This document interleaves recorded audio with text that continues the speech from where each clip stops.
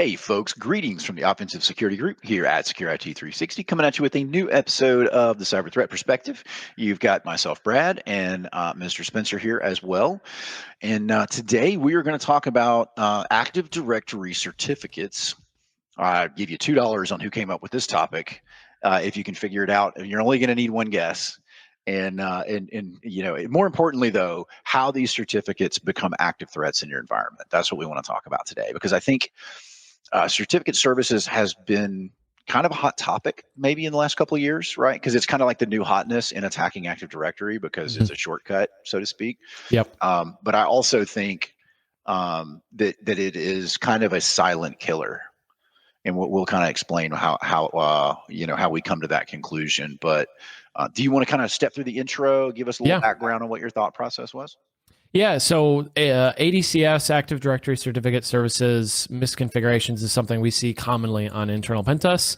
It's something we look for on every internal pen test, and the results kind of the last few pen tests that I've been on, last few weeks, last few months have been kind of telling as to how persistent this problem still is today. There was a number of research, kind of backstory real quick. There was a number of great research. First, I think by Benjamin Delpy, creator of Mimikatz, and then picked up by SpecterOps several years ago. And SpecterOps created a really nice white paper that ran down a number of different misconfigurations that could happen. There was a lot of great research, a lot of great defensive advice as well within that white paper. So that's something to go look for as well. It's called Certified Pre-Owned. And if you Google them in SpecterOps, you'll find the white paper. But essentially, there is something called Active Directory Certificate Services. For those who don't know, that's just Microsoft's solution for PKI, public key infrastructure, right? So if you have a web server and you want to create your own certificate, you can do it with ADCS. Or if you want to use certificate-based authentication in your environment, or if anybody's familiar with that annoying like RDP pop-up, it says like, this isn't trusted. You can get rid of that with ADCS. Just deploy a certificate to all your machines, and they are now trusted, and you're good to go. So ADCS is this thing in Active Directory. And from our position, from what we see on internal pen tests and when we have discussions with clients, we feel like it's often overlooked. Right, that's one of the problems with ADCS, and kind of what we'll talk about in a few minutes is it's often overlooked in that it's usually a set it and forget it kind of thing. Usually like admin Tom, who's like the senior guy, sets it up, kind of configures a few things, and just kind of away you go, and everything's working, nothing's broken, so we're good. So it's usually kind of a set it, forget it kind of thing, and it is complex. There's a lot of moving parts to it. There's a lot of things you can get wrong, just like Active Directory. There's a lot of defaults that are not necessarily the best. And it's one of those things that requires learning. You can't just like look at it and know what to do, similar to some things in Active Directory. So that's kind of like my precursor to this conversation of what is ADCS, why is it overlooked? And then in a few minutes, we'll talk about some misconfigurations, how these are attacked, and kind of what that looks like from a defensive standpoint as well. Yeah, no, I absolutely love it. And before we get into the meat and potatoes here, just a quick note. So we continue to have higher and higher listens each month because of you guys. You guys are amazing. And we really appreciate you. And so, our goal here in doing the podcast is really just to provide value to folks, right? Give out free information that might make people better. And so if you would share it with your friends, your colleagues, your network, in your Teams chat, Slack, all that good stuff, everywhere you can. It really helps us out a lot. It kind of helps us continue to do this. And it might even help someone else, secure their environment and improve their posture a little bit. It's free, takes 30 seconds, and it kind of gives you a little bit of a bump in karma. So we really appreciate it. All right, awesome. Back to you, dude. Cool. So common misconfigurations. So Active Directory Certificate Services is comprised of kind of several components. One of the main components are the certificate templates. So these templates are just predefined configurations, if you will, for certain types of certificates that you can use in Active Directory. So there's domain controller certificate templates that are designed to be used for domain controllers. There are server certificates. There are all these types of templates that you can use in ADCS for different types of certificates for different situations and different use cases.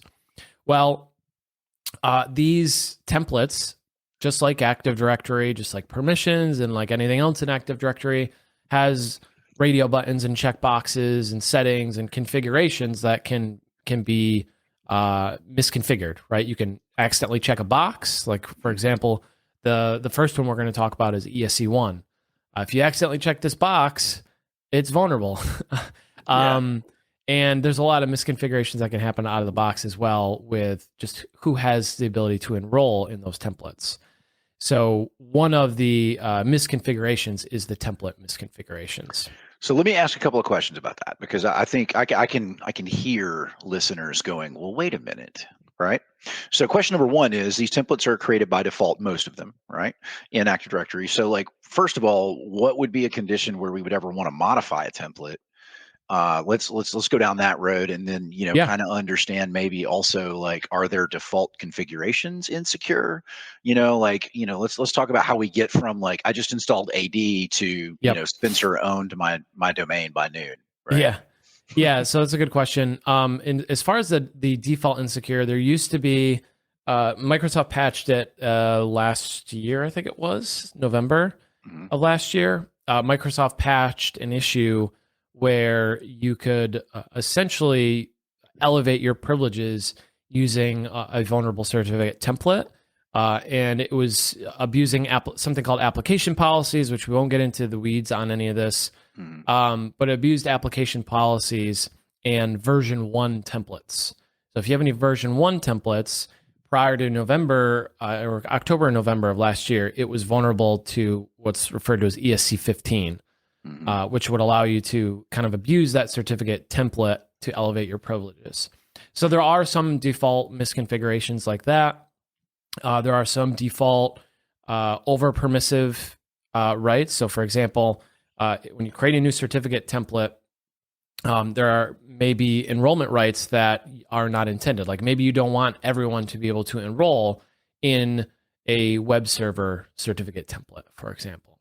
So that leads me to like what the certificate templates are used for. One good example, which I mentioned at the beginning, was like if you have a web server. Maybe you have a web server, it's sitting on-prem or it's in your data center or something like that, and you want to create a certificate for it.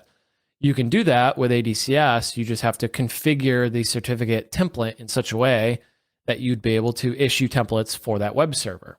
And one of the ways you can do that is by supplying a SAN in the request. So you can supply a SAN in the certificate request and say blah blah blah web server. And what is a SAN? A SAN is a subject alternative name. Okay. And so think of like a CNAME, right? Yep. You can specify a name for this certificate, right? So XYZ web server, if you want to give it a name. When you're creating a copy of a template that's going to be in use for a particular system in Active Directory, you have to give it a SAN, right? And that's should you be able to define that? That's what you're getting at, right? Yeah. Exactly. And that's where one of the issues comes in, this ESC1 attack, as you might have heard of it. This ESC1, escalation 1, if you will, is an abuse of templates that allow you to supply a alternative SAN on the template. So the reason this is dangerous is a couple things. One is you can use certificates for authentication. So you can use certificates to authenticate, get a Kerberos ticket. You can also, if you have the ability to supply a SAN on the certificate request, and let's say every user is able to enroll in that certificate template, well, now me as a regular user can request a certificate template. I can specify an alternate SAN, an alternate subject alternative name on that certificate. And what's tricky here, and what the researchers found out, was that you can give that a user principal name or a SAM account name of the domain admin. So you could say domain admin Tom in as a SAN to that certificate template. And then when you request that certificate template and it gets issued, you can now use that certificate to authenticate to the domain and get a Kerberos ticket or whatever In the case may be. context of Sam, In the who is context of that admin, yeah, that domain admin. wow, dude, that's scary. Yeah. And the tools, there are attack tools that make this kind of like 3 steps essentially to do this. You request a certificate, you convert it to a PFX, and then you authenticate and get a token or a ticket. Sorry. So this template misconfiguration thing is a pretty big deal, and there are some like very critical misconfigurations that can happen. And this ESC1, where you can supply an alternate SAN, is like top of the list on that. So when you're creating a new template, right? And I can see a lot of scenarios where I need to create a new template, right? That I'm not going to use the defined default Microsoft templates. By default, it doesn't allow you to do that currently in a current version of Active Directory, right? Like what is the current Active Directory mode? Oh, the Forest 2025. Yeah, 2025. There you go. Well, I guess that makes sense. And so, yeah, so if I just create one and I don't change anything at all, it just shouldn't allow that. But if I don't know what I'm doing and I create one with that radio button flipped, I've just created a shortcut to DA potentially. Yeah, and usually, like I said, usually this is common to see on like web server certificate templates. Right. The problem comes when authenticated users or domain users inadvertently can enroll in that template. So supplying a SAN by itself is not a vulnerability per se. It's the combination of these things, and that's what makes ADCS so tricky. Is it's usually a combination of things. It's like everything with Active Directory.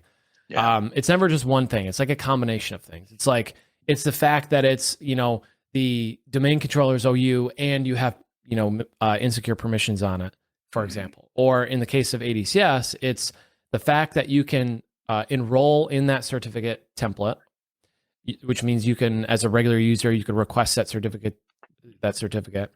It's the fact that you can supply an alternate SAN to that template. So there's a combination of issues there that kind of lead to it being vulnerable.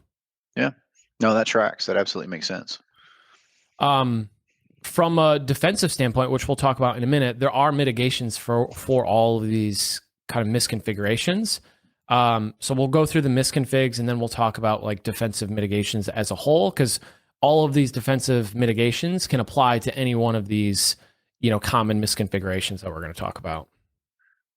Love it. So the next one is permission misconfigurations. So in Active Directory, everything's an object. Objects have access control lists, they have DACLs, right? They have permissions. So by the way, for those of you that are out there listening, this comes out on a Friday. I encourage you to take a shot every time he says misconfiguration. If you can make it to the end of the episode, leave a comment and a rating and let us know. I love it. I'm going to re-listen to it this Friday. Oh, you're in trouble, man. You're in so much trouble. All right, go. Speaking of misconfigurations, I'm going to say it extra now. So there are permission issues that can arise as a result of this, right? Yeah. So think of the groups like everyone, authenticated users, domain users. Those are common ones that I will look for on any kind of privileged resource when I'm doing internal pen tests, especially tier 0 type of resources. And ADCS is a tier 0 resource. So you can have permissions on the templates themselves. So like the individual templates can have permissions, and those can be misconfigured. But also those templates are also objects themselves in Active Directory. And likewise with the ADCS server itself, like the object, the computer object in Active Directory, could also have insecure permissions. So there's a number of places you can have these insecure permissions, but these permissions are kind of a bucket in my mind of things that can go wrong, misconfigurations with ADCS and permissions. We've talked about this before. I've said it in the AD webinar that I did, is that when it comes to permissions in Active Directory, you have to know where to look and what to look for, because nothing is going to find, when domain users can enroll in this template and or modify this template other than just a few tools that are currently out there. So this is something you have to look for. Yeah. I mean, you could literally have the everyone group in the domain admins group, like as a nested group, and Active Directory would be like, Roger that. Yep. and it would just keep on trucking. So I think you found that once, didn't you? Didn't you find like it was either everyone or domain users was like Yep. a nested member? I was like, Yeah, we've seen everyone with full control over the root of the domain multiple times that's what it now. was. Yeah. Yeah. That's awesome. Yeah. But yeah, so easy to mess this up, I imagine, if you don't know what you're doing. Yep. Yep, for sure. And there's some tools we'll mention, but Ping Castle, by Netrix, Purple Knight by Semperis. We'll talk more about that in a minute. But those are some of the good tools that can find this. And of course, the beloved Locksmith, which is probably the best ADCS auditing tool right now. So we have template misconfigurations, we have permissions misconfigurations, and we have PKI server misconfigurations. So this is yet another category of misconfigurations. If you like misconfigurations in ADCS, you're going to like this misconfiguration. So I'm trying to say misconfiguration many times now you're doing now. it on purpose, right? I love it. these are issues that are a result of misconfigured flags, if you will. So these are features or flags that can be enabled or disabled on the ADCS server itself, the CA server, the certificate authority. So one example, and probably the most common one that I see or used to see, I don't see it as much anymore, is this attribute subject to alt name 2 flag. So it's edit f _ attribute subject to alt name 2 flag. So this was kind of patched by Microsoft after it was discovered and there was research on it. What this flag does is it allows you to supply a SAN on any certificate that you would request on that CA server.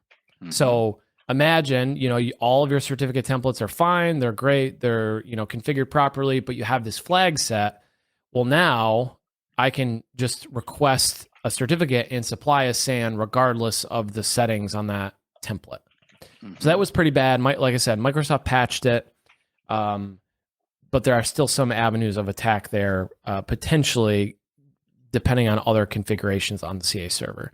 So those are kind of the PKI related misconfigurations that can happen. Yeah. So it sounds like, I don't know a tremendous amount about ADCS. That kind of came out and became popular after I stopped doing internal pen testing. But it sounds like just about every angle of this can be done incorrectly, and Yep. based on just me being around you, it sounds like what percentage of times do you find a significant ESC attack? And that stands for escalation. Yep. But that's just how they number the different attacks, right? It's like just a commonality. But how often do you find these? So we'll find an exploitable ADCS misconfiguration. Just thinking back the last few engagements. So I'll start with this. We find misconfigured ADCS on just about every engagement. They vary. So sometimes it's like, John, the admin, has ownership over, the domain controller certificate, which is not good. You want like domain admins or enterprise admins to have ownership over those and not just like an individual admin account. That's kind of a low issue, medium issue itself. But in terms of like being able to purely exploit a misconfiguration, I would say 30%, 40% of the time we're actually exploiting an ADCS misconfiguration. So I think the exploitation, the highly exploitable misconfigurations, ESC1 and ESC4, which we'll talk about, those are kind of predominantly the most exploitable. Those ones we don't see as commonly, thankfully. So like I said, maybe 30, 40% of the time we'll see those. But when we do see misconfigured certificate templates or just ADCS mistakes in general, the more like misconfigurations we see, the more likely it is that we see an exploitable template or exploitable configuration. Yeah, no, that so makes sense. It's not every time we see ADCS mistakes, but it happens often enough. Like I said, maybe 30, 40% of having actual exploitation of those, which I think is a fairly high percentage. It's not every engagement by any means, because we still do, small to medium, mid-market size organizations, and some of them just don't have ADCS. So it kind of varies on that regard. Okay, that makes sense. No, that tracks. So I wanted to talk about the attack scenarios and kind of talk about what that looks like just a little bit more. We talked about ESC1 already, which again is you supply an alternate SAN within the certificate request as, like admin Tom. You request that certificate. Now you can authenticate as admin Tom and essentially impersonate that administrator. Mm-hmm. The next one that is most common is what's called ESC4. This is a misconfigured permission. So imagine you have a perfectly fine working certificate template, everything's set up correctly, it's not misconfigured, except domain users has full control over that template. Since I know what comes next. No, I'm just kidding. Yeah. Misconfiguration, that's what comes next. So since domain users can modify this template, right? They have full control to modify the properties. So that means they can turn it into an ESC1, for example. I can just check the box or the radio button that says supply an alternate SAN in the request. Yeah. And now I can just carry out the ESC1 attack as if it was already vulnerable. Love it. So the permissions are a really big deal on these ADCS objects and these templates. The third one that I want to talk about is ESC8. And this is a relaying attack. Now, we don't talk a ton about relaying attacks. Mm-hmm. I think we can kind of unanimously agree, and I don't want to speak for anybody, but I think we can kind of unanimously agree that threat actors are mostly not performing relaying attacks. Live threat actors performing relay attacks. I think that's much less common than credential compromise or social engineering or actual exploitation, things like that. Well, I think part of the reason for that, right? And first of all, I agree with you with your assertion. But I think part of the reason for that is like, why would you? Because there are so many other paths that are less, that have less resistance, right? Or like replay attacks, generally speaking, have a high bar with regard to exploitation conditions. You have to be in position to do it. You have to if we look at like just a really basic attack, like an SMBV1 or something like that, like you got to be there. The protocol has to be present. You know what I mean? You got to capture the request. Like there's just all this list of conditions that have to be present. Like, why am I going to do that when I can literally just like Kerberos and offline crack a service account that has server admin permissions? So yeah. Or just find credentials on a file share or literally SharePoint. Search for the word password. Yeah. Which, by the way, SharePoint, interesting you brought that up since the 0 day came out yesterday. Yep. And we're already we've rolled that POC into a Python file and So anyway, I don't want a side mission too. Yeah, no, that's awesome. Anyway. So ESC8 relaying attacks, this is something that I will typically exploit. Like on our internal pen tests, we're not oftentimes running responder and like doing NTLM relay or LDAP relay or, poisoning LM&R to get hashes and crack those. That's much less common to see these days. A lot of folks are disabling LM&R, NBTNS, they've got SMB signing. So a lot of those hacks just don't work that well. And a lot of those mitigations help with this particular attack. But this one is just so easy that I like to include it because it's such a trivial attack. And there's a couple of reasons for that. One, it's insecure by default. So if you set up web enrollment for ADCS, it does not have a certificate. It's not HTTPS by default. Furthermore, it doesn't prevent you from authenticating over HTTP. So not only is HTTPS not enabled, HTTP is not restricted at all. And love that. In a default domain, you can use NTLM over HTTP. Mm-hmm. And there are certain situations where if you have, say, the spooler service running on a domain controller, or even if you don't, there are coercible protocols, meaning I can trick a domain controller to authenticate to me. And then I can use this ESC8 relaying attack to take that authentication, send it to the certificate authority, request a certificate, and essentially authenticate as a domain controller. And this attack is incredibly easy if there are not mitigations in place. And it's incredibly devastating to just go from, low privilege user to a domain controller essentially in just one shot. Yeah, no doubt, dude. Dang.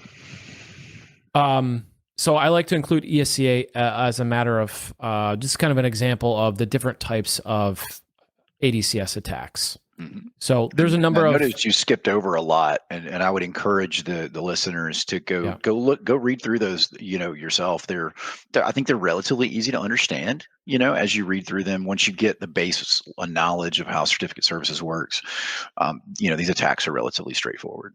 Yep. Yeah, and if you've had the ability to have a pen test from us and we've geeked out on ADCS with you, you'll know that it's a very deep subject. Yeah. I am by no means an expert at ADCS. This is a very nuanced topic, just like a lot of things in Active Directory. There are like SCCM experts, there are Exchange experts, there are PKI experts, etc. So this is a very deep topic, and you can kind of dig into this a bit, and it's very nuanced. And it seems overwhelming at first, but once you understand a few key principles, you can kind of pick it up really quick. Yeah. So attack tools. There's a number of attack tools that you may see during, let's say, a pen test or an actual attack by a threat actor. So a couple of those that I like and I know are really good are Certify, which is a C# based ADCS attack tool. We use Certify a lot because of our workflow. We like to use PowerShell, C#, .NET tooling. Another one that you'll commonly see, or a couple that you'll commonly see, are Certify and NTLM Relay X. Those are becoming more talked about, I guess, in threat reports from actual threat actors. But I think it's important to know, kind of, if you're a defender, I think it's important to know what kind of the tools are out there that allow for these capabilities or allow for these attacks, so that when you're doing a pen test or when you're getting a pen test or when you're reading a threat report, you can identify those and be like, oh yeah, I've heard of that before. I should probably look at what that does and kind of plan for that in my environment. Mm-hmm. Yeah, and it's important, right, to learn how to use these tools because, we're doing in most cases annual pen testing for folks, and so there's that 12-month gap. It's a single snapshot of a point in time, and so understanding these tools might help you be more proactive in your environment and not just wait until 2026 for Spencer to take a look at your stuff. And so if you do work with us, whatever techniques we use, we don't do anything that's super secret sauce, right? So we'll give this to you, like, here's the tool, here's the parameters that we use. We run the tool, here are the conditions for success. And now you can go do that on your own if that's something that you're inclined to do. Yep. So defense, I want to talk about defensive mitigations for a minute before we wrap up. I have 3 sections for this. I have identification, hardening, and detection. Mm-hmm. So from an identification standpoint, so you might be thinking like, well, how do I identify these things, or how do I know when these mistakes happen? My advice is to go on GitHub and look for a tool called Locksmith. Mm-hmm. It was created by a friend of mine, Jake Hildreth. Phenomenal tool, probably the best #1 tool for finding and fixing, by the way, these ADCS misconfigs. So something that is unique about Locksmith is that it not only can find all these mistakes that can happen, but it will give you a PowerShell snippet that you can use to immediately mitigate that issue if you want to. That's amazing. So I'm not an advocate of just like running this and like, running go fix everything. You want to be meticulous about it and plan for it and everything like that. But let's say you're in an IR or you just need to quickly mitigate one of these vulnerabilities. You can run Locksmith, run the fix script, and away you go. And it's really an incredible tool, and it's free. It's on GitHub, easy to use. Love it. The other 2 that I like are Ping Castle by Netrix and Purple Knight by Semperis. Both really great, like AD, Active Directory health assessment, security tools, auditing tools. Ping Castle can find some of the certificate mistakes and ADCS mistakes that Locksmith can find, but it doesn't find as many as Locksmith. Same with Purple Knight. Purple Knight can find quite a bit, not as many as Locksmith, and kind of not as detailed in terms of the results, and no fix scripts along with those. Yeah, and surprise, this episode is sponsored by. No, I'm kidding, but yeah, I mean, Locksmith is absolutely killing it. Yeah. super good tool. And of course, Ping Castle is free. Purple Knight is free. So you notice you can find these issues for free, just as a little bit of your time, a little bit of research. And that's something that if you're a longtime listener or if you're a first time listener, know that like we love advocating for free tools. There's a number of free tools out there that you can use. Just want you guys to have the resources you need to be successful and more cooler if they are free. Right. Yeah. And we're not going to advocate that you guys go like download Ping Castle and run that in your production environment. Like familiarize yourself with the tool. You have to be responsible for whatever tools you run in your environment, just like we're responsible for the tools we use in our day-to-day lives. So be cautious, right? These are free things that you're going to get off GitHub. So, but yeah, I mean, they're amazing resources, and you can do this for, like you said, a little bit of time. Yep. So. And the thing I like about free tools too is kind of it lowers barrier of entry, but also kind of eliminates excuses, right? It's like, what excuse do we have for not looking at a free tool and trying to use it and see if it provides us value? Like just our time. Yep.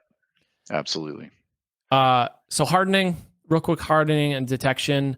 ADCS is tier 0. And what I mean by tier 0 is it is the thing that's most important in your environment if it were to become compromised, right? Tier 0 is reserved for those highly privileged resources that need to be treated as such. Mm-hmm. So you don't just want anybody to be able to log in and administer it. If you have an IT team, you should have specific accounts that are allowed to log in and manage and administer ADCS, along with kind of monitoring it as well. But ADCS is tier 0. You have to treat it as such and with extreme least privilege access control for that.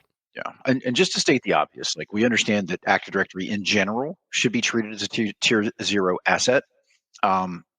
Ask yourself what resources are utilizing authentication through Active Directory. All of those resources are owned by Active Directory or can be owned through Active Directory, and therefore, again, I know it's really obvious to say that, but I just want people to think about it in that context. Like, yeah, it's a big deal.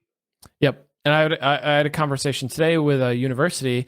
We were talking about Active Directory and like permissions and MFA and things. Like, first thing you want to do is set up a good tiering structure, lay the foundation, lay the groundwork for a strong access control model so that you don't have to go back and like bolt it back on and like change a whole bunch of stuff. You want to do it right from the start. And that starts with having more than just your daily use and admin account. Yeah. You don't want domain admins to be able to log into workstations. You don't want your server admins, logging into DCs and monkeying with stuff. There should be, strict control of those layers or tiers, if you will, of access in AD. Love it. Yeah, agreed. Regularly audit ADCS with like Locksmith, Ping Castle, Purple Knight, whatever you want to use. But if ADCS is something that you're regularly changing or creating new certificates or modifying, you do want to audit it on a regular basis, just like Active Directory. So depending on how much it changes, will kind of dictate how often you want to audit it. I would say at least annually, if you can swing it, maybe more depending on how often stuff changes. Agreed. Yeah. And then the last kind of hardening advice I have is when we do kind of hardening assessments with ADCS, one of the first things I look at is who can enroll in these templates. So look at all of your certificate templates, look at who can enroll in those templates, and then make a decision. Should this group be able to enroll in this template? Yes or no? If it's no, you remove them out. If it's yes, you have to have a good reason why. So for example, that web server template example that I've been using, regular domain users probably don't need to enroll in the web server certificate template. Detection, monitor for suspicious. That's a hard word to say. It's like a 5-point word for me right now in the afternoon. Low on caffeine and energy. So monitor for suspicious certificate requests. So in ADCS or on the CA server, you can go in and you can look at the issued templates or issued requests. You can look at failed requests. So you can manually go in and monitor that. But what's better is to have a tool to help you, right? So there are some identity products that can help identify these, malicious certificate requests. So I definitely encourage you to look into how you can identify those if it were to happen in your environment. Mm-hmm. And like I said, some products are beginning to identify this, like CrowdStrike Identity's product. Defender for Identity is another good one. Canaries, deception. This is a great use case for deception. Set up a template that looks like it might be misconfigured, and wait for people to wait for somebody to request that certificate. So that's my defense speed run for ADCS. I love it, man. Really good stuff. And so, if you guys like this kind of stuff, let us know. Leave a comment wherever you're at. Reach out to us. Our contact information's everywhere. You can find a way to get a hold of us. But yeah, that's all we have time for you folks today. Thank you for listening and watching. We really appreciate you guys. We wouldn't be doing this if you guys didn't, for whatever reason, show up week after week to listen to this thing. And we really appreciate it. And check us out at our offsec.blog and securit360.com, and we'll see you next week.